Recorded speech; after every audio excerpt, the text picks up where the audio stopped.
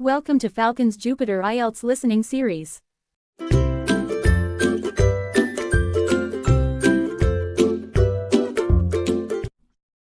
You will hear a number of different recordings, and you have to answer questions on what you hear.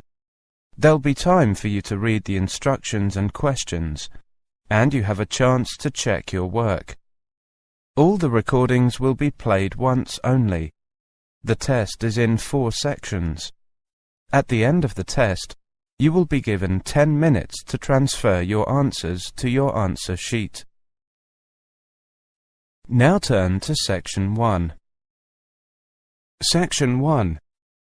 You will hear a conversation between a customer and a tour guide. First, you have some time to look at questions 1 to 10.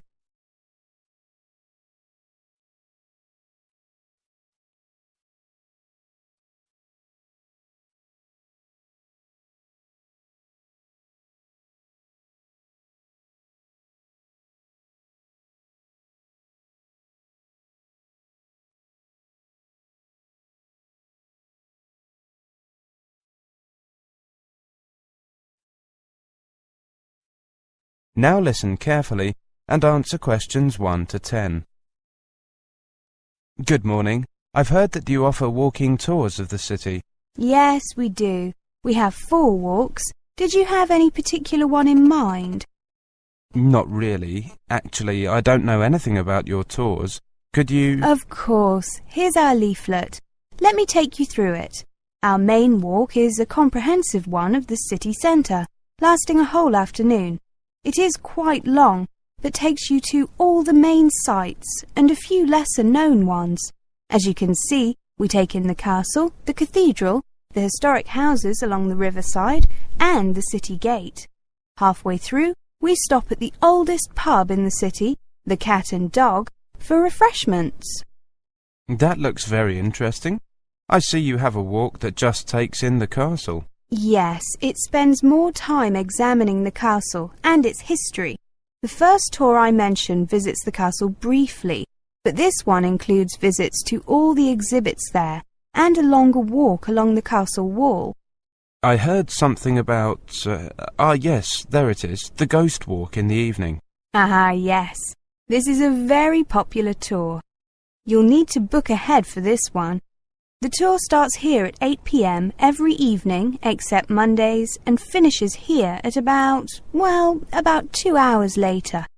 Which places are visited on the walk? Well, again, we take people to the castle and to the cathedral, but we don't go inside. At the cathedral, we see a few tombs and tell people some pretty grisly stories. Is the walk suitable for children? Not really. Actually, all 4 of our walks are really for adults, or at least older children. And the 4th walk is... Well, it follows the life and times of Robert Jones, the famous Victorian writer who was born here and lived here most of his life. We take people to see where he was born, educated and lived. This tour is popular with people interested in Victorian architecture, as much as with people interested in literature. I see. Now, prices. They're not listed here in the brochure. Prices depend on the season and the number of people you make a booking for. We'd be interested in taking a tour sometime next week, midweek, and we are a small group of 6 people. OK, there's a small discount for groups of 5 to 10 people. The full price for the City Sights tour is £10 per person. The castle tour is £7. The Ghost Walk is also £7 and the Robert Jones Walk is £8. The discount is 5% off the total fee. Thank you. And what time do the tours start? You said the Ghost Walk starts at 8 p.m? Yes, the City Sights one starts at 1 p.m. and finishes at 6 p.m. The Castle Tour starts at 9 a.m. and finishes at midday. The Robert Jones Walk starts at 2 p.m. and finishes at 5 p.m. The Ghost Walk is not on Mondays. How about the other walks? The same. Our office is open on Mondays for booking walks, but there are no tours that day. I see. Thank you very much. I see you have a website. Yes, www.walknewtown.com. Walk New Town is written as one word. It has up-to-date information, and you can also see the exact routes we take and the timings. Sorry? The timings. How long we spend at each location. Oh, I see. Thank you. That is the end of section 1. You now have half a minute to check your answers.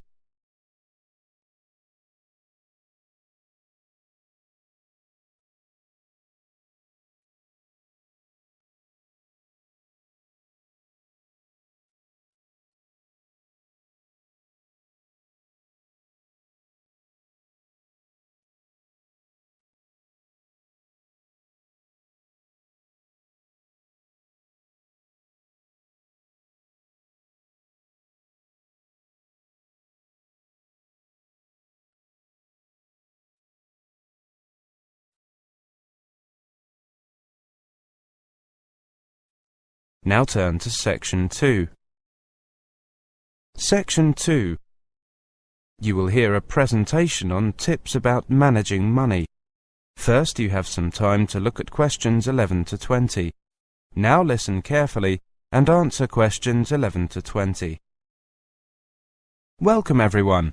My name is Derek Palmer and I'm here to give you some tips about managing your money. It is worth making a little effort to keep your financial affairs in good shape. Keep your money under control, and you can concentrate on the real business of studying and living here. Here are 2 basic tips for managing your finances. First, make full use of banking facilities. Once you have opened a bank account, you can ask the bank's financial advisors to help you decide how to manage your money. You can use your bank account to pay your regular bills, such as electricity, gas and telephone by direct debit or by standing order, on a regular basis. The financial advisors can help you to organize a budget account to pay regular bills, or help you to deal with any periods when you might need an overdraft facility. If you have a financial sponsor, make sure you find out from them exactly when the money will become available to you and how much there will be. You can also use checks to pay for goods and services. With banking becoming organized more and more on an international basis, you may also find that you can use the cash card you have in your own country to draw money from your home account while you are here. Cards carrying signs such as Cirrus or Maestro may have this facility. Ask your home bank about this before you leave, to ensure that you bring the right cards with you. Second, deal with financial problems promptly. Monitor your account in the UK carefully and make sure you do not overdraw. Or, if you have arranged an overdraft, make sure you do not go over the amount you agreed with the bank. If you do run into any money problems, take the initiative and sort them out quickly. Do not risk going into debt or falling behind with your rent. Problems may arise. For example, if there is a sudden change in the political situation in your country, if there are unexpected delays in transferring your money, or if your personal circumstances change. For example, your accommodation arrangements, your marital status. In these situations, do not be tempted to borrow money. Instead, get advice from a reliable source. Start by meeting with the student counsellor at your college or university. He or she can tell you what to do about paying your tuition fees, and whether there are any college funds or charitable trusts that might be able to help you. If you are building up debts on credit cards or rent arrears, debt counselling may be available at your institution. If the problems are caused by political situations or changes in foreign exchange, ask your embassy for advice. Let's turn to insurance. During your stay, there are 3 types of insurance that you might need. The first is personal property insurance, to cover your possessions against damage or theft. If possible, try to arrange this in your own country before you come to the UK. The second is medical insurance, to cover your medical bills. You may prefer to arrange this in advance. The third is motor insurance. You must have this if you want to drive a car or ride a motorcycle here.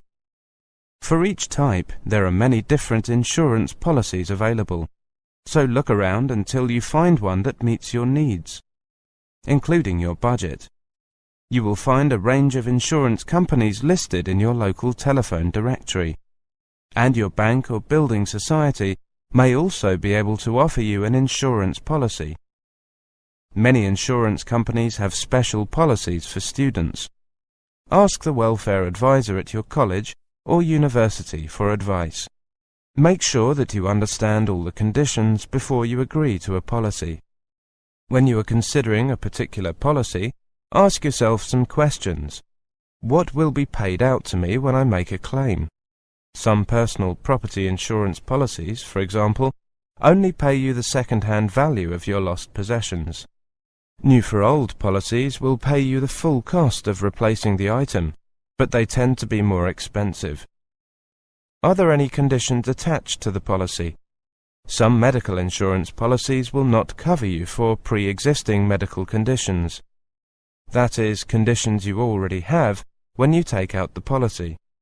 Some personal property policies may not cover your possessions if they are taken away from the place where they are normally kept.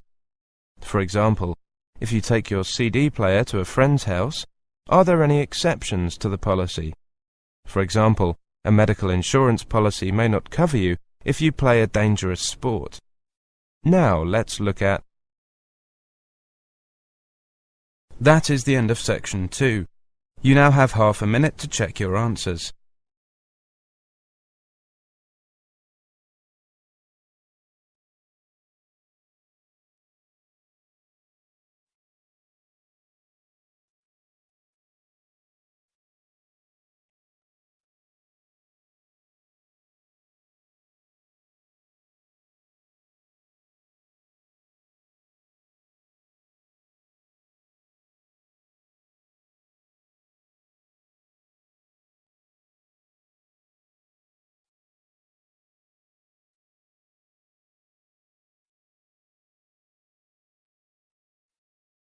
Now turn to section 3. Section 3. You will hear a conversation between the professor, Sandra and Mike. First, you have some time to look at questions 21 to 30.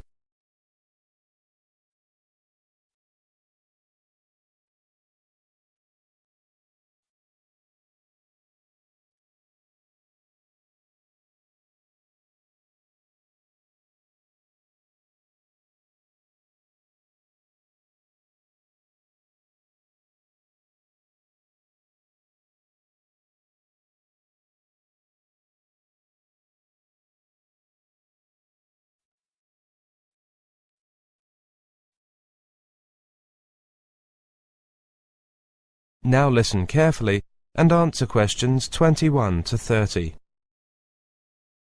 Good morning. Now, this term we've looked at various aspects of recruitment, and you can now see how much more there is to it than just putting applicants through a short interview or reading CVs.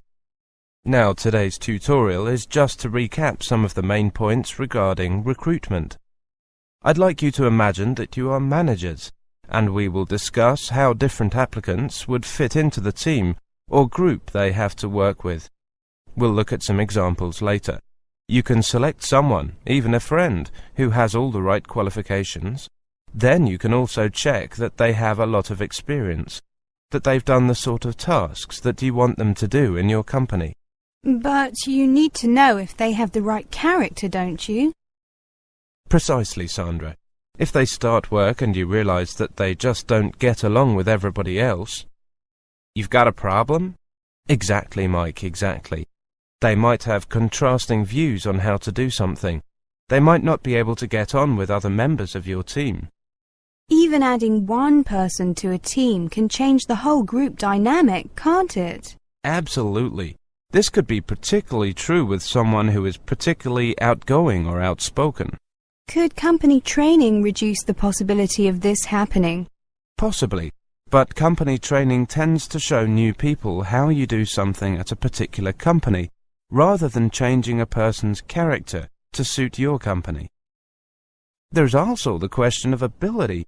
Particularly in a team situation, People have to believe in each other's ability to do the tasks the boss has given. They have to trust that everyone will do their part of the job. Right, but trying to find out what someone's personality is in a job interview is, well, is it possible? I mean, you won't find out what they're really like until they actually start work. Well, is there any value in asking candidates questions about their hobbies, for example? I doubt it. What could that tell you? I don't know. It could tell you something about their personality, whether they're outgoing, for example. Most people involved in recruitment would argue that it does tell you something. More and more employers around the world are making use of personality questionnaires to help them select new staff. Yes, you mentioned those in the last lecture. Do they work? Well, most employers use them, but there is concern that they do not reveal the applicant's true personality. Yeah, some people might just write the answers that they think the employer wants. That's true. Very often, employers can weed out the applicants who do that by asking more detailed questions during the interview. The fact that they have been used for so long and that they are so widely used makes me think that there must be something in them. Well, I'm not so sure. Just because they're used a lot, that doesn't automatically mean that they are useful or worthwhile. True, but these tests have been created by experts, and they believe that the answers can provide indicators as to roughly the type of person that the applicant is. How about the idea of setting problems for applicants and seeing how they approach them? I like that idea, but the problems need to be simple, since there's not much time to prepare a full answer. In addition, the applicant doesn't have much background knowledge of the way that the company does things. It's a good idea, but may not always be practical. Usually it is, though. I'll need convincing. Let's move on to take a look at... That is the end of section 3. You now have half a minute to check your answers.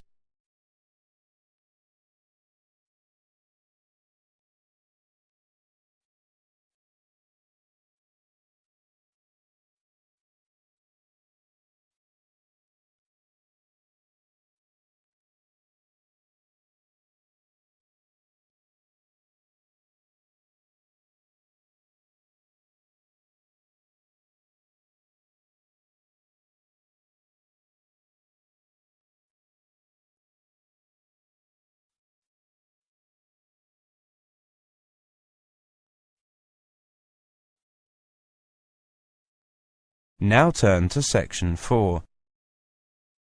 Section 4. You will hear a monologue on the subject of recycling programs. First, you have some time to look at questions 31 to 40.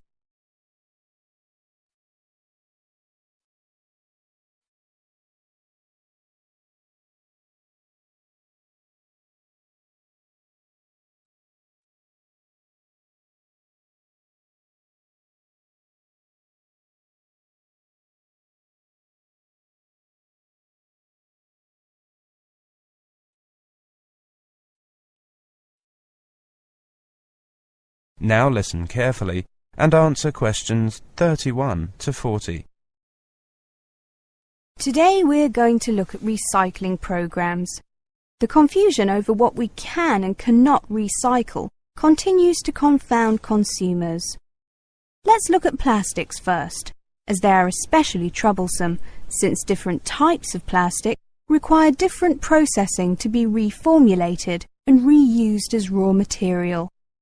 Some municipalities accept all types of plastic for recycling, while others only accept jugs, containers and bottles, with certain numbers stamped on their bottoms.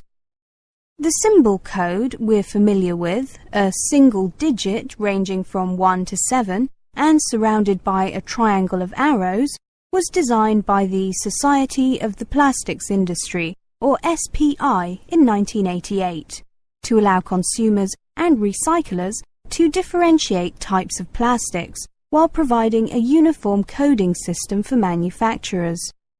The numbers, which many countries now require to be moulded or imprinted on all or at least most containers that can accept the half-inch minimum size symbol, identify the type of plastic. The symbols also help recyclers do their jobs more effectively. The easiest and most common plastics to recycle are made of polyethylene terephthalate, or PETE, and are assigned the number 1. Examples include soda and water bottles, medicine containers, and many other common consumer product containers. Once it has been processed by a recycling facility, PETE can become fibre fill for winter coats, sleeping bags, and life jackets. It can also be used to make bean bags, rope, car bumpers, tennis ball felt, combs, cassette tapes, sails for boats, furniture, and of course other plastic bottles. Number 2 is reserved for high-density polyethylene plastics. These include heavier containers that hold laundry detergents and bleachers as well as milk, shampoo, and motor oil. Plastic labelled with the number 2 is often recycled into toys, piping, plastic lumber, and rope. Like plastic designated number 1, it is widely accepted at recycling centres. Plastics that are less commonly recycled include polyvinyl chloride, commonly used in plastic pipes, shower curtains, medical tubing, vinyl dashboards, and even some baby bottle nipples. These get the number 3.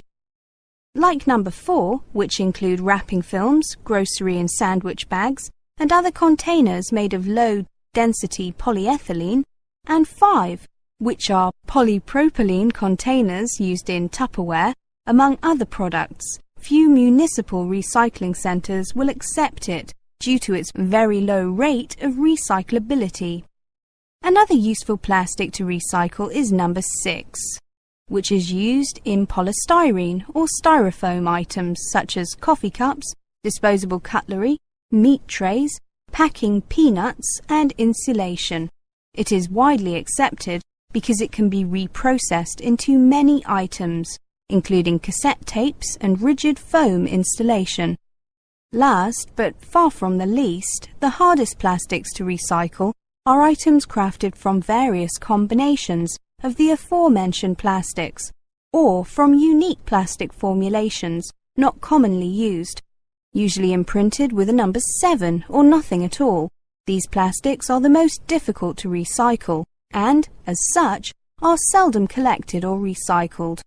More ambitious consumers should feel free to return such items to the product manufacturers to avoid contributing to the local waste stream, and instead put the burden on the makers to recycle or dispose of the items properly. That is the end of section 4. You now have half a minute to check your answers.